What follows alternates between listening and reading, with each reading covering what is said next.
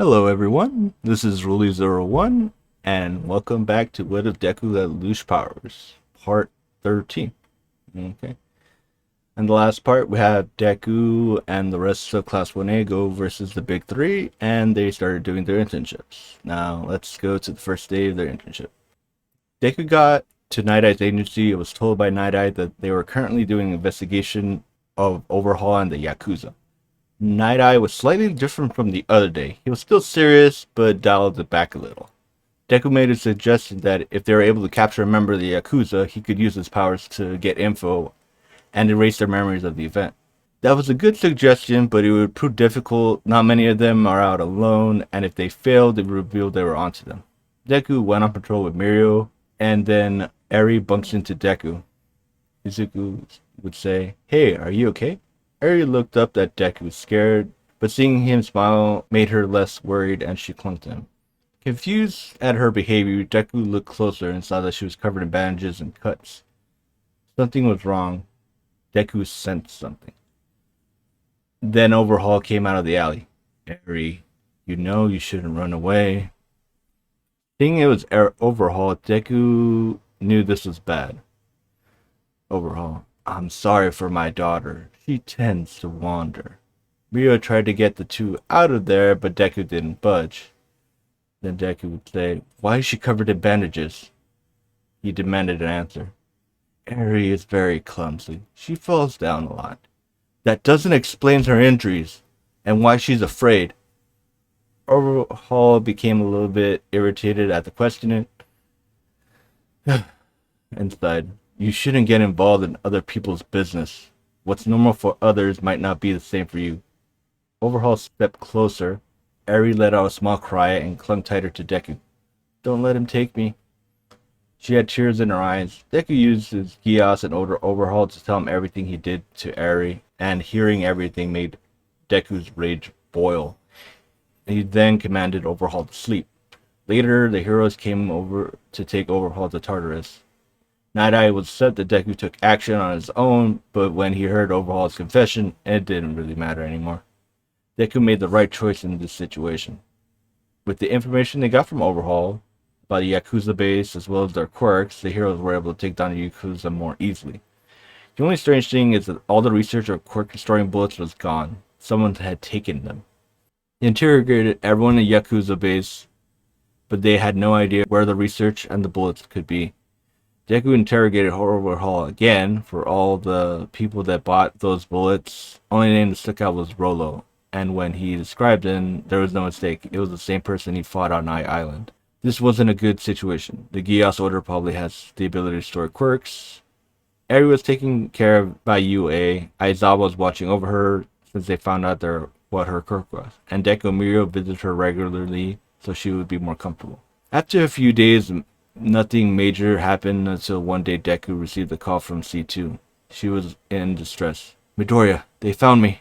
They're going after you next. Take care of your loved ones. Be careful." And then the call ended. Deku tried calling back but didn't go through. He feared the worst. Only people who were after C2 was the Geass Order. It's been a few days. Deku was worried for C2, and so he asked All Might and Night Eye and Nezu for help, and they did their best to find C2. Only found few traces of her on CCTV cameras. Apparently, she was being chased by people in black robes. They shot her and then surrounded her after they loaded her into a truck and drove off and disappeared in the outskirts of the city. All Might, "I'm sorry, young Midoriya. She seems to be dead." "She's not dead. C2 is immortal. They must have just shot her so they could capture her knowing it wouldn't kill her." This surprised everyone who heard it. They know quirks that regenerate quickly, but immortality, that's too far out there. Night Eye, "That's good, but we still have no idea where they went. I can use my future vision to check, but there's no guarantee. If we only had one piece of evidence, the weapons and technology they used were very advanced. I've never seen anything like it." The situation seemed hopeless. Then Deku remembered something that he had from the Geass, or the Geass cancer, that he got from muscular. It was still intact. He gave it to Nezu and asked if this could help. Unfortunately, they couldn't figure it out. Even Hatsume and Power Level weren't able to. All Might then had an idea. "I think I know someone who could figure this out." A day later, David and Militia Shield arrived at UA. They all got caught up caught up and agreed to help. David and Melissa were fascinated with the piece of technology. It was beyond anything they ever seen. Not only did it work as an artificial eye, but it let out a field that would cancel Deku's abilities. Working on it for a few days, they were able to figure out how it works, even reverse engineer the device. How it worked was that it let out a disruption field in a certain frequency and wavelength that affected Gios. With that knowledge, they were able to track that frequency. Putting the data into a computer and using the satellites, they found the Gios Order's base of operations. With a location, the heroes started to prepare the plan, but were unsure of what to expect. They could do this stealthily and rescue the hostage, or they could just surround the place and force them to surrender. Izuku then said, "It's not going to be easy. These people have stayed in the shadows for a long time. Their base would be heavily fortified, not to mention they might have quirk-erasing bullets." All the heroes tensed up hearing this, Mirio. But without Eri, it's impossible to make that many bullets, right? Nezu said. "It's difficult, but not impossible. Remember, these people have more advanced technology than us. It's highly possible." Everyone looked worried. This was not a good situation. They would need to help the police, the army, if their quirks were taken away. So Deku made a final decision. Maybe a small team could go in and find her while they are distracted by everyone outside. All Might protested. "No, young Midoriya, that's too risky. Even if you get inside, you would be surrounded by enemies. Not to mention, they have the technology to take away your abilities. You would be defenseless." And then this is when David spoke up. "We have a way to make things easier." Melissa then walked up with the device and activated it. "We managed to reverse engineer this after figuring out how it worked. Now we could cancel their powers as well." With this news, the plan was set and they would assault the base with the help of the army and the police. Meanwhile, in the Gios base, C2 was being tortured. "Why don't you just give it to me? Isn't that what you wanted? To lift your curse?" Rolo said. C2 was breathing heavily. "Yes, I want to be free of this curse, but I don't want to give it to a person like you. After you killed the previous leaders, I knew I had to get away far from the Order as soon as possible." Rolo: "I'm running out of time. If you don't give me what I want, I'll take it by any means necessary."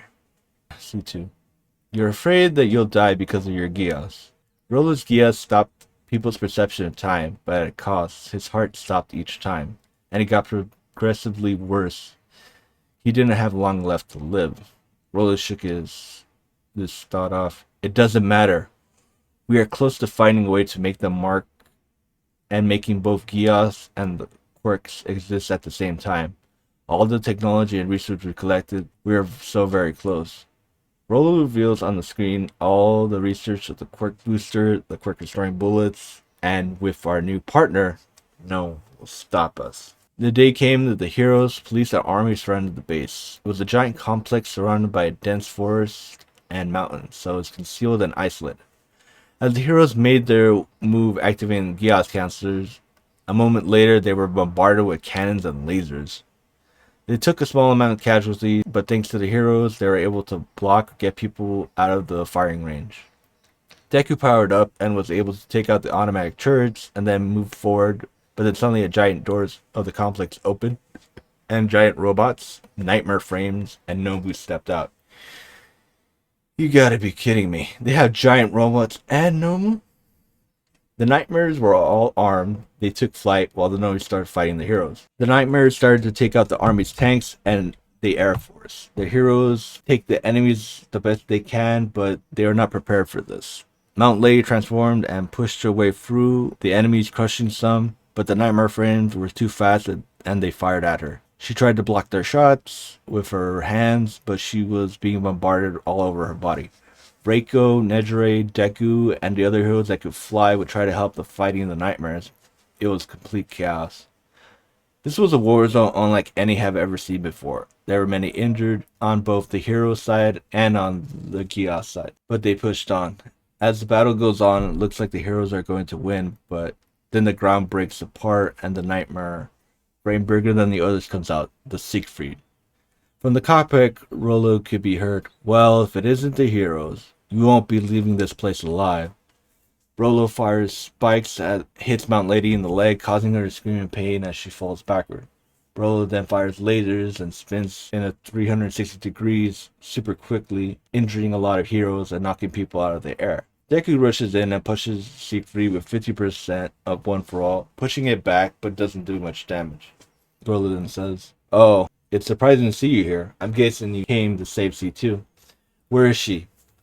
"We're keeping her safe until we can take her power." Deku then remembered that C2 can give her immortality to another, but they have to have a strong Geass. Rolo blasted lasers at Deku and he tried to dodge, but he was also getting attacked by the spikes. So he created a shield with Black Whip. Deku was trying to give the other heroes time to retreat and evacuate all the injured. Deku gets knocked around by Rolo. He didn't do much damage in the last time, so he needed to go further. Deku powers up to 100% One for All, feeling the strain on his body, but he pushes through the pain and continues to fight. He managed to break one of the spikes and catch another with Black Whip and launches it back at Rolo. Rolo just dodges and then shoots lasers, which he blocks with the Black Whip and struggles to hold it. Deku then senses something coming as two spikes come from his sides. Dropping the shield and flying forwards to dodge the incoming spikes, Rolo then flies forward, spinning like a spiked wrecking ball. Deku puts up a wall with Black Whip, him being pushed to the ground.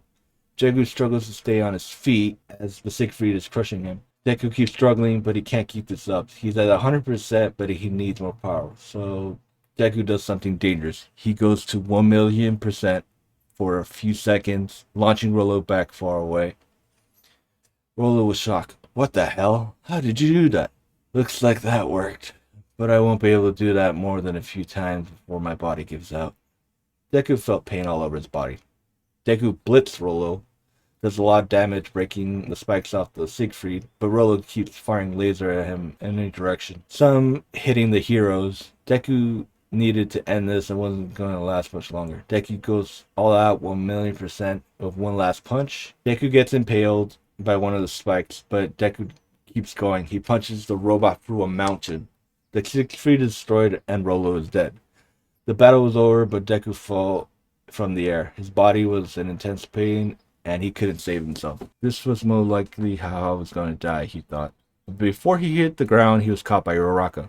They landed and Deku was heavily injured. His right arm was broken and bloody, it was unrecognizable, and there was a giant hole in his stomach. Recoverable got to Deku after healing others. She tried to heal Deku, but it wasn't working. The rest of the Geass Order surrendered and released C2, and she came up to Deku. She saw Deku lying on the floor with Uraraka and Mei at his side. C2. "You truly are remarkable. You would risk everything to save someone," Izuku then says. "It's what a hero does." Uraraka was crying. "Izuku, you have to rest." And then C2. "What's wrong with Deku? Can't you heal him?" Uraraka then said, "I tried, but my quirk isn't strong enough. His body is too damaged. I can't heal him. He won't make it. I'm sorry." All of Class A was tearing up, and Uraraka and Mei were holding Deku close, tears falling down their eyes. C2 stepped up. "It's okay. He won't die here." The Gia symbol lights up on C2, and she came forward. Then she kissed Deku and transferred the Gia symbol to Deku, and his body started to heal after a few minutes. "Now it's your burden to bear." "But doesn't that mean you'll die?" C2 smiled. "No, I can finally live my life like I wanted to. Thank you." After the battle with the Geass Order was put to rest, David and Melissa and Hatsume were busy studying Geass technology. With the new technological age, the world was at peace, and Deku would be watching over the world as an immortal hero.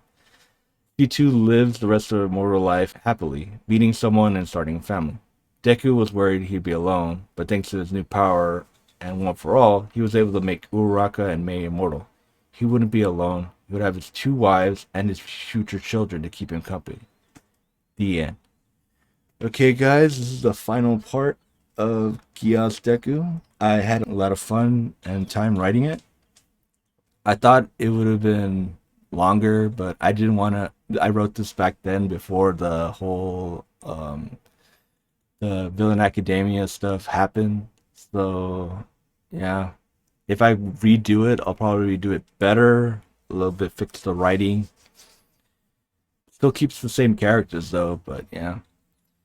Next one is gonna be what if Deku was Point Man, or yeah, Fear Deku, First Encounter Assault Recon Deku. If you don't know it, check my channel. I did it's under What If Motivation. I played the first game, but I'm doing it based on all three games. Well, thank you all. Like, comment, subscribe, and I'll see you all later.